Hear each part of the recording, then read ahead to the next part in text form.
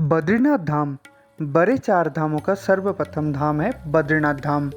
यहाँ पे आपको बद्री विशाल जी का बद्री पंचायत देखने को मिलेगा।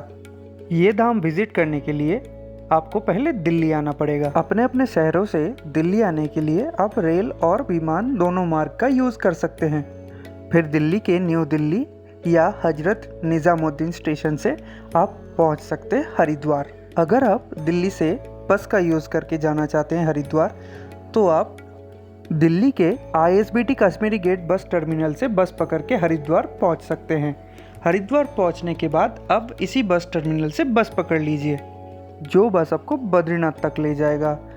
आप पहले से बस का बुकिंग ऑनलाइन भी कर सकते हैं और बस में आपको लगभग 12 से 13 घंटे का सफ़र करना पड़ेगा। और रास्ते में आपको गंगा नदी का बहुत सारे प्रयाग देखने को मिलेंगे।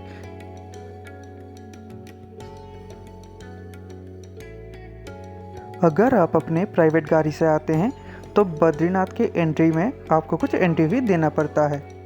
वो होता है पर कार 40 रुपीज़। जुलाई अगस्त के महीने में इस रास्ते में आपको बहुत लैंडस्लाइड देखने को मिलता है। इसी वजह से इस समय टूरिस्ट बहुत कम रहता है। बद्रीनाथ पहुंचने के बाद आपको बस टर्मिनल के आसपास से ही होटल एंड लॉज देखने को मिल जाएंगे। पीक सीजन में यहाँ पे रूम मिलना बहुत मुश्किल होता है, तो आप चाहे तो पहले से ऑनलाइन होटल बुक करके आ सकते हैं। यहाँ पे आपको GNBM का देवलोक बद्रीनाथ होटल देखने को मिल जाएगा। आप पहले से ऑनलाइन बुक करके रख सकते हैं, क्योंकि GNBM का रहने का सुविधा और खाने का सुविधा दोनों ही अच्छा होता है। और आप होटल के पार्किंग से या फ्रंट गेट से 500 मीटर चलेंगे तो बद्रीनाथ मंदिर आपको दिख जाएंगे। मार्केट के अंदर से पैदल चलते हुए आप धीरे धीरे पहुँच जाइए बद्रीनाथ मंदिर, और मंदिर के सामने आपको बहता हुआ अलकनंदा नदी भी दिख जाएगा। फिर आप चाहिए गर्म कुंड, जो नारद कुंड है यहाँ पे, उस पे स्नान करने के लिए। यहाँ पे पुरुष और महिलाओं के लिए अलग अलग कुंड है। यहाँ के जल बहुत गर्म है और नारद कुंड में स्नान करने से आपका शरीर के जो चर्म रोग है वो चले जाते हैं। फिर आप जाइए बद्री विशाल जी का दर्शन करने के लिए। नारद कुंड से ऊपर उठते ही आपको बद्री विशाल जी का मंदिर दर्शन हो जाएंगे। मंदिर के पास में ही आपको दर्शन के लाइन दिखेंगे, वहाँ पे आप लाइन लगा लीजिए और धीरे धीरे मंदिर का दर्शन कर लीजिए। बद्री विशाल जी को तुलसी माला चढ़ता है। इसी लाइन में खड़े होते हुए आप तुलसी माला और प्रसाद खरीद सकते हैं। फिर आप अंदर जाइए, दर्शन कीजिए, प्रसाद चढ़ाइए और मंदिर का पूरा परिक्रमा करके वापस आ जाइए। फिर अगले दिन आप प्लान कर सकते हैं इंडिया के लास्ट विलेज माना विलेज को विजिट करने का। केवल मात्र यहीं पे ही आपको सरस्वती नदी दिखेंगे।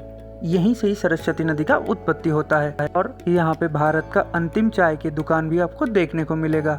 गणेश गुफा, व्यास गुफा और भीम पुल का दर्शन करके आप अपने होटल लौट आइए। माना विलेज आप 2 से 3 घंटे में घूम सकते हैं। अगर आप पब्लिक बस से सफ़र कर रहे हैं तो बस टर्मिनल से अगले दिन सुबह का टिकट कर लीजिए हरिद्वार के लिए। सुबह बस पकड़ के शाम तक आप हरिद्वार पहुंच जाएंगे।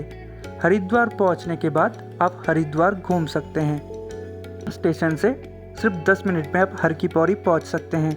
गंगा जी का दर्शन कीजिए, घूम लीजिए आसपास, मायापुरी का दर्शन कर लीजिए। फिर आप हरिद्वार बस टर्मिनल से बस का टिकट करके दिल्ली पहुंच सकते हैं, या आप ट्रेन का टिकट भी बुक करके दिल्ली तक पहुंच जाएंगे। बद्रीनाथ और हरिद्वार दोनों का वीडियो ही मेरे चैनल में अवेलेबल है, आप देख सकते हैं। और आप लोगों की सुविधा के लिए मैं ये दोनों लिंक डिस्क्रिप्शन में भी दे दूंगा।